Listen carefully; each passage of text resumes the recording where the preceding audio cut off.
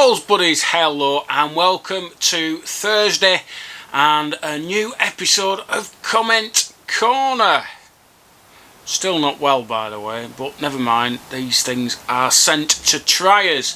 Thanks for joining me, guys. Remember, if you enjoy these videos, hit that like button, and if you're not already a Bowls Buddy and a member of this wonderful community of ours, please hit the subscribe button. It's absolutely free of charge, and don't forget, click that notification bell for notifications of new content on the channel, which is currently 4 times a week. Just the Tuesday off for yours truly. Okay, so yeah, as I say, I won't go through it all again. I'm just a little rough, but never mind. But I'm going to go through some of the comments that's been left on the videos from last week and this week, and just give you a bit of feedback of anything that's been asked or comments or whatever.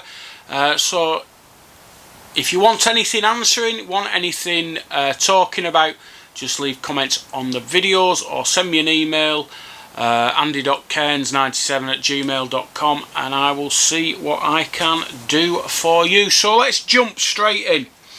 And this was on the Bowlers World Blast from the Past from 1981. So not last Monday, the Monday before. And Jim Courtney, Andy, unbelievable time to be playing bowls. We took it all for granted and thought it would never end. How wrong we were. Still wonderful memories. Thanks for all your videos. It keeps me going. Jim, I know exactly where you're coming from. Thank you for the kind words, and thank you for keep watching. It's absolutely wonderful, and I'm glad I've kept you busy and occupied, and because that's what it does for me too. Phil Cookson, perhaps the size of the prizes in relation to wages made people take time off, or maybe more people did shift work back then. Absolutely right, Phil, and I think the only reason I mentioned that was to show just where bowls stands in most people's list of priorities nowadays. Yes, the money isn't there, but bowling used to be more in the public eye, and you know, I can remember when I started work, people knew about the Waterloo and knew about Brian Duncan, they'd never bowled, but they knew about the game, and it was just more important in people's lives. You know, people had set holidays back in the 80s, and then all of a sudden we're working 24-hour shifts and you don't shut and all the rest of it. You know, the weeks they used to go to Blackpool or wherever, and times were just that little bit simpler, I think. And the opportunity for somebody maybe who works shifts to get a few rounds in a comp somewhere and win a week's wages or whatever maybe was a bit more appetising than what it is now, because you don't win an awful lot. There's only a handful of people who seem to win those bigger prizes, and it's not the big prizes really that attract people. If you can get 100 quid or so for winning 3 games of bowls, when 100 quid was almost a week's wages, that's not too shabby. And nowadays there's not many comps where that you'd get that sort of return. I'm not going to talk about Gary Wallace. I'm fed up of talking about him. Only joking. Gary, I had a nice chat with him on Monday. Great year for me. Really kick-started my career, although only a relatively short one. Getting to the final of the All England Junior Merit at Boldmere St Michael's in Sutton Coldfield as a young, diminutive 15-year-old. This was the last year the age limit was under 21 before BCGBA lowered it to 18. Never for one moment did I expect the next decade to be so productive, lucrative and so enjoyable. Thanks once more for the amazing memories as I now type... need to put my teeth in. As I now type this at the grand old age of 55 and can start drawing my pension. I think he's missed 10 years off that. I'm sure he's 65. No, but cheers, Gary. And to be honest, Gary's one of the people I would like to interview at some point. and I am conscious that I need to do another interview. I'm just trying to work out who to ask. I've got a few irons in the fire. Don't know which way to go, but I'll come up with something. But yeah, Gary is on my list of people to talk to. He's a very interesting character. Certainly when I was starting on the circuit, he was, you know, one of the names, and I sort of had him as a bit of a role model, if I'm being totally honest. He wasn't my hero, but you know, I liked the way he played, I liked the way he conducted himself, and I did try and model myself on him a little bit. But anyway, don't tell him that, because he'll get a big head. Now these are off last Wednesday's episode 19 of Talking Balls. Malcolm Pask, one of my regular contributors. Andy, love them new shirts, love the Pendle Lions shirt. Yeah, they're all good, Maxi. And also, thank you so much for the memorabilia that you've sent me. Malcolm sent me a load of programmes and, well, final day programmes, loads of stuff, a panel rule book, and fascinating. And once I get my scanner sorted and I can get them scanned, I might just do a little piece about that.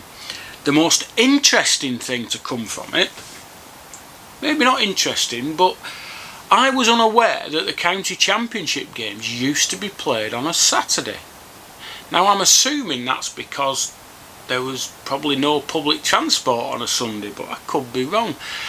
And I haven't given it a good look yet, but I'm wondering when it changed from Saturday to Sunday. Interesting. Something for me to look into. Dwithia. Oh, he's put his name on. Well done, East Lancs. That's how to modernise the game. Tomo. Yes, well done. Mark Adshed. Hopefully other flagship leagues and the Blazers at the BCGBA are watching and take note on how small progressive steps like what the East Lancs League is doing will help modernise the game. Absolutely, Mark, can't disagree with that. Yeah, I mean, this is the second year and already they've become something that people want to play in, and that's really good. And also people are interested in watching and getting the results, which is even better. David Parker, team names and them shirts are the way forward. Cheers, Andy. Yes, Dave, good comment that. Thanks for watching. Eric Holmes, sad to hear the Isle of Man June festival had to be cancelled. Always a good trip. Yeah, very sad. I was going to be going this summer. In fact, I should have been going last summer and then again in September, but none of it ever happened. Hopefully, maybe September. Fingers crossed, we're back to some normality and maybe September's could go ahead. And I hope to be attending myself, because I haven't been to the Isle of Man for quite a few years now, but always enjoyed it. Paul Hargreaves, my contributor from Burnley. Agree with you, Andy, that the East Lancs League is a great way forward and will serve as a bridge for some players making it to county level and being confident enough to play in bigger comps. One thing that came up last year was what qualification a player should have to play in the respective teams. Should it be residential, playing in one of the town's leagues, or just a free-for-all? Do I have a view on this, Andy? I always have a view.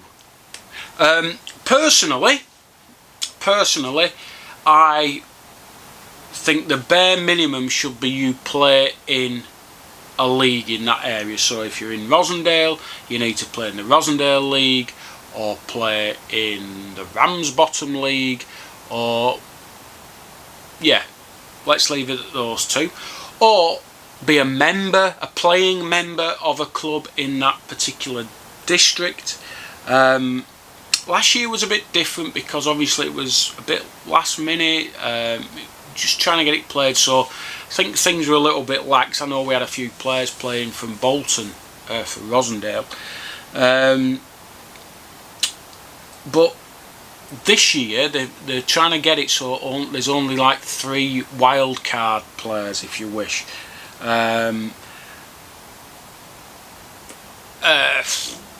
Not keen on that, I'll be honest with you. Not keen. I prefer it to be everyone that plays in it from that particular area. I suppose the problem is there's a lot of blurred lines there's a lot of blurred lines in all the areas in East Lancs. So you get players who live in Rossendale playing for teams in Darwin, in the Blackburn League or the Burnley League. So it's all a bit mixed up anyway.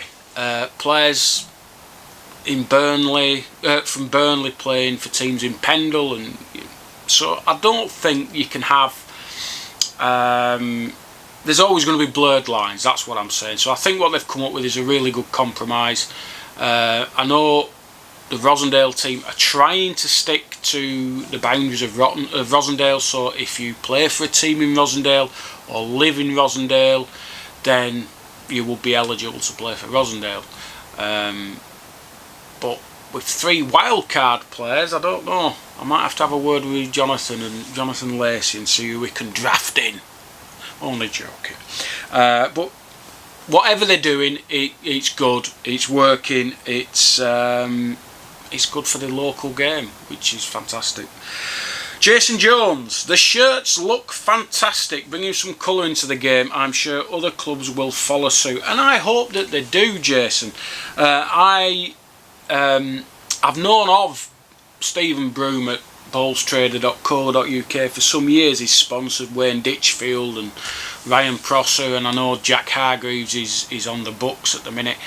And the shirts have always been really, really interesting. And I suppose they're not everybody's cup of tea, but I like them, and I think younger players would like them too. I think it's something else that, you know, we can use to attract new people. It's not all about sending balls at the end of the day. You know, you can get people interested in balls for other reasons, whether it's to go out for a pint or two, you know, maybe they've been into darts or whatever.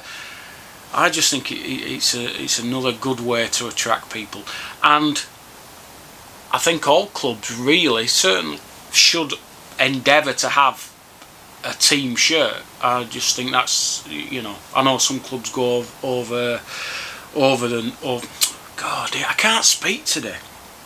I know some clubs do more than that and have jumpers and waterproofs and all the rest of it, but a bare minimum for me should be a team shirt. And yeah, you get cheap ones from Sports Direct, so you're all in the same colour, or you can just do that little bit extra and get something like those from ballstrader.co.uk. Alan Lancaster, the Lancaster Bomber. The league sounds really super. Good luck to the lads doing the business. Yes, well said, Alan, and good luck to everyone in the league. Nick Hotwood, great content, Andy. The shirt theme is fantastic and surely be great for the future of the game. Can't see the Blazer boys joining in though. What do you think? Well, I actually responded to Nick online and I put this. I can't see it either. Changing grey trousers to black was as much change as they could take, I think. Should I be saying that when I'm a role model for the British Crown Green Referees Association? I don't think I should. I don't care. Right, where are we up to? Right, I think I'm up to this week now. Yeah, so I'm on to Monday's Bowler's World.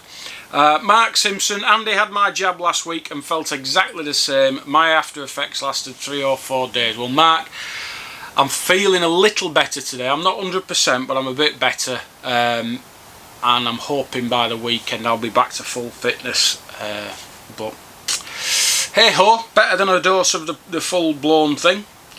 Jim Corney again. Hi Andy. When we think of the money that was around in that time, now it seems incredible.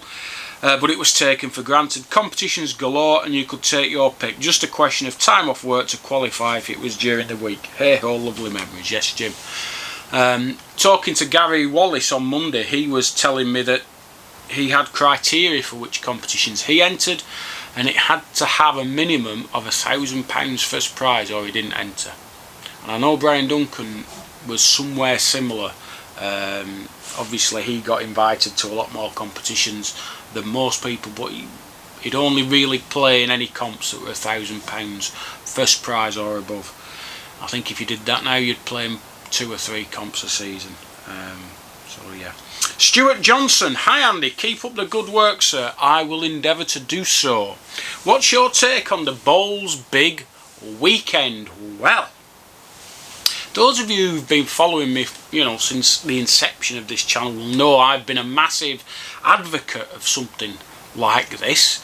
For those that don't know, Bowls England and the Bowls Development Association, including British Crown Green, are promoting on the May Bank Holiday weekend, the last one in May, the Big Bowls weekend, where clubs will throw their doors open to possible new bowlers. Apparently they've done some research and 20% of all bowlers that start bowling have done so following open days at clubs. Now I've been wanting clubs to do this for some time. I personally think it's a great idea. Now whether May Bank Holiday is the best time for it, I don't know. Maybe with it being so close to the end of lockdown, or the possible end of lockdown, it's people will be wanting to find things to do, so maybe from that regards it's good. Maybe clubs won't be open properly by then, so they won't be able to make a few quid from bar takings or whatever, so that's a negative for me, but I think it's a good idea. I've actually signed up on the mailing list for information about it, so clubs will be sent ideas for the day, for sessions, for whatever it is to get people down to the green and playing. I do, like anything, there's concerns. Will they have the equipment? Will individual clubs be up for this? Because really it's them that's going to have to drive it. I'm assuming that the individual clubs will have to advertise locally. I mean, is it better for just one club in an area to do it, or should every club do it? I don't know. I think there needs to be a little bit more guidance, and I'm sure that that's coming. I'm sure it's coming. I'm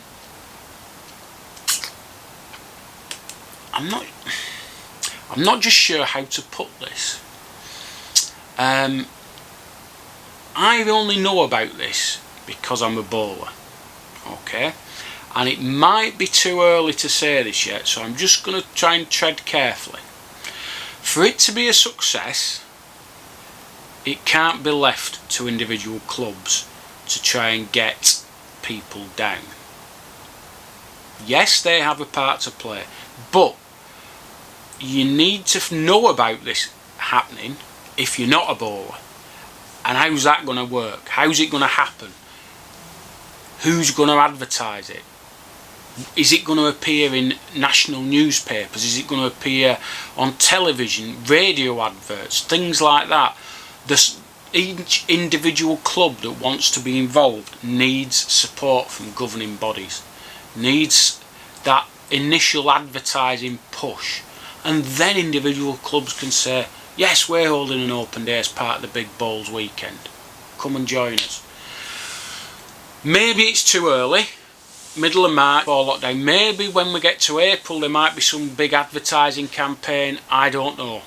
But without them, if all that's going to happen is it's going to be advertised on Facebook and possibly Twitter, I don't think you're going to get very many people, because the only people who would know about it would be bowlers, because they're the only ones who will be looking for bowling things on those platforms. So I think it's a great idea. I think if it's pushed properly, I think if it's really pushed by the governing bodies, and then each individual club are given support in advertising for it, absolutely I think it could work, and I think it could do really well. Will each club have enough equipment to provide for people to try? Don't know.